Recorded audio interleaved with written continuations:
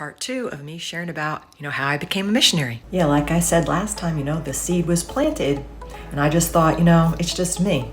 During this time, I was also homeschooling my son, my youngest son, and we were studying about like the Middle Ages, the Renaissance, and the Reformation. And this was also during the time that I was, listening to the heavy metal, even though I was a Christian, and the music that I was listening to is like this European power metal where they actually sing.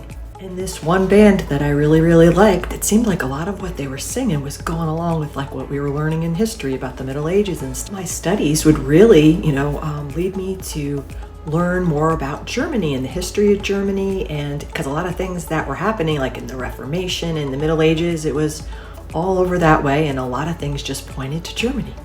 Even that heavy metal band that I was listening to, they were actually German. So all this study on Germany and the Reformation and the Middle Ages and all this stuff really got me thinking about, well, what were they like spiritually back then? So I really got into that. I got into church history. Like these heavy metal songs I was listening to, they were also not just songs about the history, but also songs about the Middle Ages and stuff, but songs that just seemed like this person who wrote them were searching spiritually. And he tried this and that, he even tried God and just everything. He found nothing and then just wound up not really following anything. But the Lord used all that to break my heart for Germany.